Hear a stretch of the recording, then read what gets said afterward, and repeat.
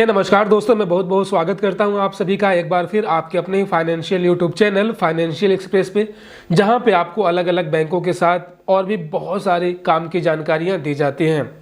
और दोस्तों, मुझे एक क्वेश्चन देखने को मिला, मेरे एक सब्सक्राइबर ने पूछा और मैं अक्सर देखता रहता हूं अपने वीडियो के नीचे कमेंट्स में, जहां पे मैं रेगुलर अपने व्यूवर्स का, अपने सब्सक्राइबर्स का कमेंट चेक करता हूं। वहां पे बहुत ही कॉमन क्वेश्चन मुझसे देखने को मिला है, जिसमें लोग ये जानना चाहते हैं कि सर हम एक बंदा कितने बैंकों में अपना अकाउंट ओपन करवा सकता है। कहने का मतलब ये है कि कोई एक पर्सन मैक्सिमम कितने बैंकों में कितने अकाउंट ओपनिंग करवा सकता है। कहीं कुछ ऐसा तो नहीं कि मैंने बहुत सारे बैंकों में अपना खाता खुलवा लिया तो आने वाले समय में मुझे कुछ परेशानी का सामना उठाना पड़ सकता है। कहीं मुझे कुछ इनकम टैक्स का नोटिस तो नहीं मेरे घर पे आ जाएगा, कहीं पुलिस वाले तो मेरे घर पे नहीं आ जाएंगे। तो तमाम ऐसे बहुत सारे मन में सवाल आते हैं, मुझे पता है, शुरुआत में मुझे भी आते थे। लेकिन दोस्तों, जैसा कि आप इस वक्त देख सकते हैं, ये डिफरेंट बैंक्स के चेकबुक हैं, लगभग 12 से ज़्यादा हैं, ठीक है, जिसमें अलग अलग बैंक हैं, लाइक तमाम बहुत सारे डिफरेंट बैंक्स हैं जो कि मेरे पास हैं और मैं इसका अकाउंट होल्डर हूँ। तो जाहिर सी बात है कि आप समझ गए होंगे कि आज के इस वीडियो में मैं आपको कंप्लीट बताने वाला हूँ। और यहाँ पर अगर मैं आपको मैं अपना पासबुक दिखाना शुरू करूँ तो इसकी कहीं भी गिनती है वो ख़त्म नहीं होगी। तो कहने का मतलब ये है दोस्तों कि आज की इस वीडियो में ना आपको मैं पूरी कंप्लीट जानकारी दूंगा कि एक बंदा मैक्सिमम कितने बैंकों में खाता खुलवा सकता है, बिल्कुल प्रैक्टिकल नॉलेज के साथ, ठीक है, कोई भी घुमा फिरा के नहीं, और बिल्कुल सीधी तरीके से, ताकि इस वीडियो को जब आप कंप्लीट देखकर जब ये वीडियो एंड होगा तो आपका जो पिक्चर है वो पूरी तरीके से क्लियर हो चुका होगा आपके मन में। और जो भी आपके मन में जो तरंगे उठ रही थी, जो भी सवाल उठ रहे थे, वो पूरी तरीके से दूर हो जाएंगे। और आप अपना आधार कार्ड, पैन कार्ड अपने पॉकेट में रखेंगे और निकल जाएंगे आप अपने फेवरेट बैंक में खाता खुलवाने के लिए। एक बैंक में खाता खुलवा के निकलेंगे तो दूसरे में जाएंगे फिर से अपने फेवरेट बैंक में खाता खुलवाने के लिए। क्योंकि दोस्तों, भारत में हर इंसान को आज़ादी दी गई है।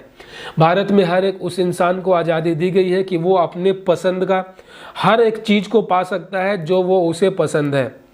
कहने का मतलब ये है कि यहाँ पे भारत में कोई भी रोक टोक नहीं है कि आप अपने पसंद की चीज़ों को ना खरीद सकें, आप अपने पसंद की चीज़ों में अपना जो है आप उसके मेंबर ना बन सके, ठीक है जी। अगर आपको मान लेते हैं कि भारत में एक साथ 10 मूवी रिलीज हुई, एक शाहरुख खान का, एक आमिर खान का, एक सलमान खान का, ठीक है, मतलब अलग अलग हीरो का 10 फिल्में एक ही दिन रिलीज हुआ, ठीक है।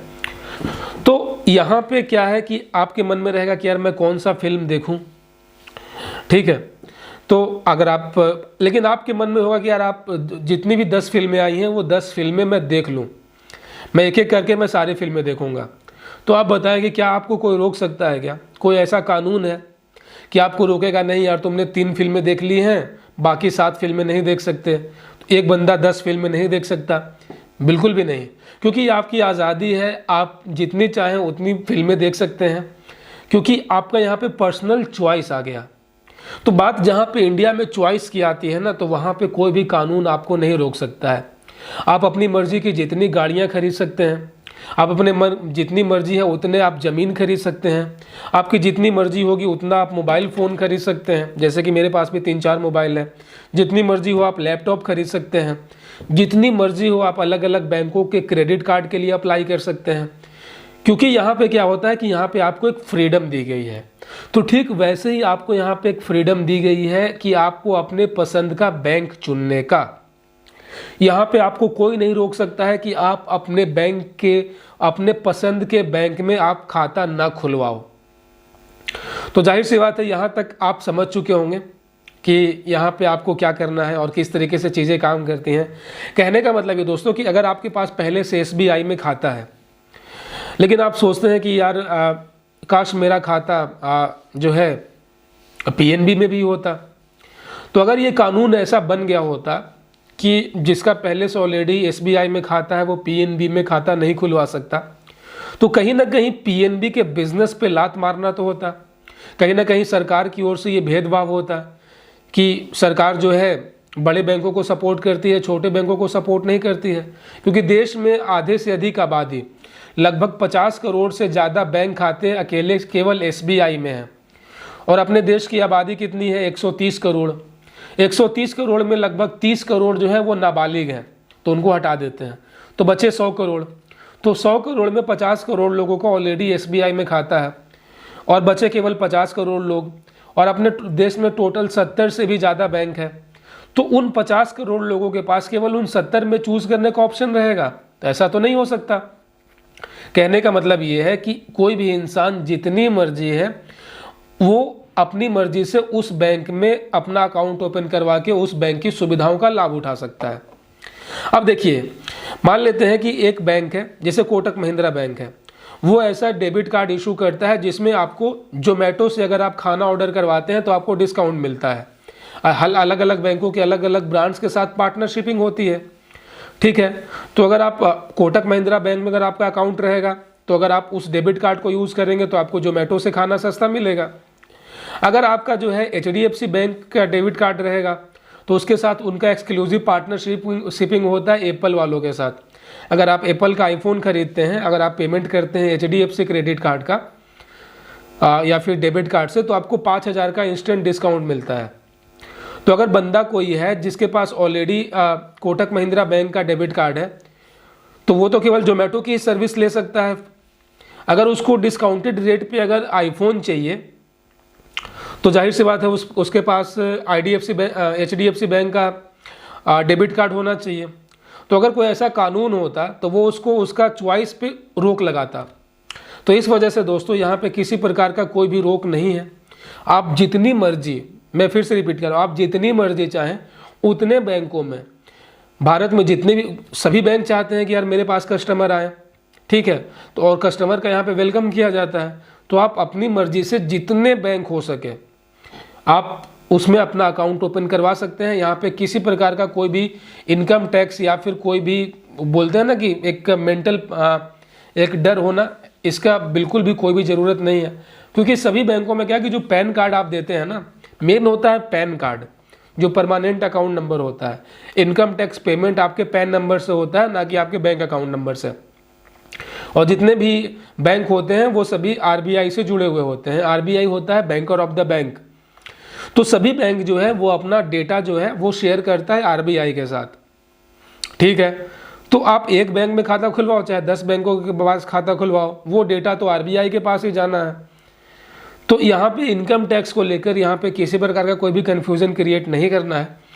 और यहाँ पे बस प्रॉब्लम ये है ना कि आप अलग अलग बैंकों में खाता खुलवाएंगे तो थोड़ा सा एक्स्ट्रा बर्डन बढ़ेगा आपके ऊपर कि हर बैंक का जो है मिनिमम बैलेंस है वो आपको मेंटेन करके चलना होगा। उन सभी बैंकों का डेबिट कार्ड के एनुअल चार्जेस आपको पे करना होगा। हर बैंक अपना SMS चार्ज कुछ काटता है, वो आपको देना होगा। तो मतलब ये कि अगर आप बियर कर सकते हैं ना, आप इतने कैपेबल हैं कि आप मिनिमम एवरेज बैलेंस मेंटेन कर सकते हैं, आप उतने चार्जेस दे सकते हैं, तो बिल्कुल बिंदास हो। बैंक तो चाहती है, सरकार तो ये चाहती है कि सारे बैंक बिजनेस करें, सारे बैंक टैक्स कलेक्ट करें, सारे बैंक लोगों से चार्जेस वसूल करें। इसमें तो सरकार का ही फायदा है, क्योंकि बैंक जितनी बार जो भी चार्जेस आपसे वसूल करता है उन सभी में GST इंक्लूड रहता है। और जितनी बार आप GST पे करते हैं वो सारा पैसा जाता है गवर्नमेंट के पास। अगर मान लेते हैं अगर आपका एक ही बैंक में खाता है तो 100% यहाँ पर चांस है, अगर एक ही बैंक में खाता है तो आप मिनिमम बैलेंस मेंटेन करेंगे ही करेंगे, क्योंकि आप अपना सारा सेविंग्स तो उसी में रख रहे हैं, तो उसमें मिनिमम बैलेंस का कोई टेंशन ही नहीं है। तो बैंक आपसे कोई भी मिनिमम एवरेज बैलेंस मेंटेन करने का जो है चार्ज पेनाल्टी आपसे वसूल नहीं करेगा, क्योंकि आप फेल होंगे नहीं। तो सरकार के पास क्या गया? GST zero. वही अगर आपका 10 बैंक में अकाउंट है और खुदा न खास्ता अगर आप उन 10 बैंकों में से किसी 3 बैंक में किसी महीने मिनिमम एवरेज बैलेंस मेंटेन नहीं कर पाए, तो क्या होगा? अगले महीने बैंक आपसे पेनाल्टी लेगा। जो भी पेनाल्टी लेगा वो प्लस GST होगा। अब आप तीनों बैंकों में जो आप पेनाल्टी पे करेंगे, अब वो तीनों जो GST होगा वो काउंट होकर किसके पास जाएगा? सेंट्रल गवर्नमेंट के पास। तो गवर्नमेंट को तो फ़ायदा हो गया, तो गवर्नमेंट तो और इस सबको प्रमोट करेगा। गवर्नमेंट तो चाहती है कि अधिक से अधिक लोग टैक्स दें, लोग पेनाल्टी भरें, GST दें, ठीक है। तो इस तरीके से चीज़ें काम करती हैं। अगर आप कैपेबल हैं तो बिल्कुल करें, बहुत अच्छी बात है।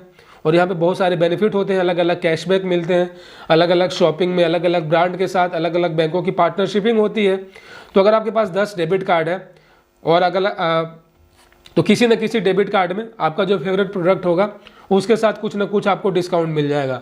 तो ये एक बहुत ही अच्छी चीज़ है। अगर आप कैपेबल हैं तो आप बिंदास होकर अलग अलग बैंकों में खाता खुलवाइए, कोई भी यहाँ पे आपको टेंशन करने वाली बात नहीं है।